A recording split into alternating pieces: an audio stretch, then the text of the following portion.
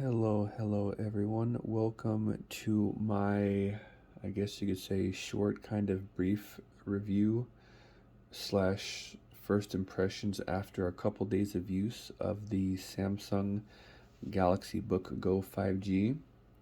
I bought this through Verizon for school, and I figured I would go over some stuff that I think about it. I haven't seen too many reviews of this, really any at all, honestly. I've only seen one video that is his name Tom or Tim Schofield, QB King 77, I think his handle used to be on YouTube until he changed it to his name. I forget. But I just thought I would kind of give some, I guess, first impressions on the laptop, and I have some notes that I wrote.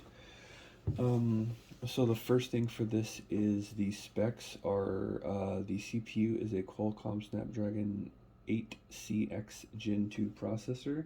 So it is the ARM-based processor, it's ARM64. And then it has 8 gigs of DDR4 RAM, a 256 gig SSD, a 14-inch Full HD screen, a 720p webcam up top above the screen. It has a built-in mic, which seems to be pretty good for Discord and what would also, I would guess, Zoom calls as well. It should be decent for that. And it, like I said, it's ARM64, so it should be able to do, or I believe it can do x86 and x86 64 app emulation, which some of my apps I have on here, I believe, are just Windows based without ARM versions, but I'm not quite sure fully. So I guess one of the first things with the laptop is the trackpad. I feel is really nice. It's a large trackpad. I'll tilt this really quick. So the trackpad is, I feel, decent. Kind of makes me think of a MacBook Pro. It feels very smooth and it just overall feels really comfortable. I'm very picky with trackpads and I really like this one, so I wouldn't mind using this more than a mouse. And then the keyboard I think feels really nice. It has a nice clickiness to it. I really like mechanical keyboards for desktop, so I like the clickiness of this, and the travel doesn't seem too bad. Maybe it's more than some people would like, but I feel it's okay. And the screen, like I said, is a 14-inch Full HD screen. I have it at full brightness right now. I'm not quite sure how well that translates into the video. I'm using my Samsung Galaxy S21 Ultra to record this, so I'm not quite sure how the brightness shows up, but I feel it's okay. It's not the brightest. It would be hard to, I think, possibly see in direct sunlight, but using it in a coffee shop with the lights on should be fine. Um, and then I haven't really used it out much outside yet since it's currently raining where I'm at. So definitely after it stops raining and the weather clears up, I will definitely um, do some videos on the how the screen is. And my cat is trying to jump into my lap. You can't do that, you turd. Oh, she's gonna do it anyway. Oh, okay. She bumped the screen or the phone, so there goes my cat. She wants to join. God, I feel like I'm Flossie Carter having this cat jump up in the video. Um, but yeah, the screen, okay brightness, but with that brightness, at least using it inside, it feels very clear, easy to read everything. And then the next thing I would say is the laptop can be charged on either USB-C port on the left side or the right side, and I currently have it on the right side because I have the way I have the cable, so I really like that. That depending on where you have your outlet, you can put the USB cable on either side. And then it also has a USB Type A port on the right side above that USB-C port, which is always useful, if you have a USB thumb drive or maybe use a wired mouse or, an adapter for something, it's always useful to have.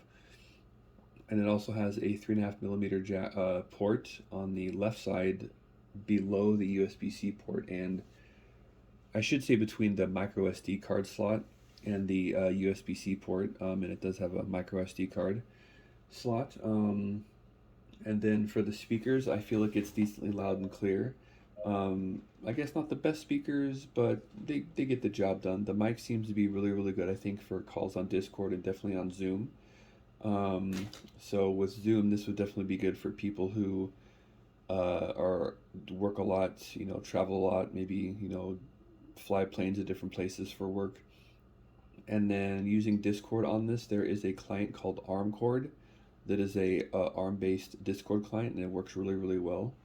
And then the next thing would be this laptop has some weight to it. Just by looking at it, you would think that it wouldn't weigh that much, but it's a very solid chassis.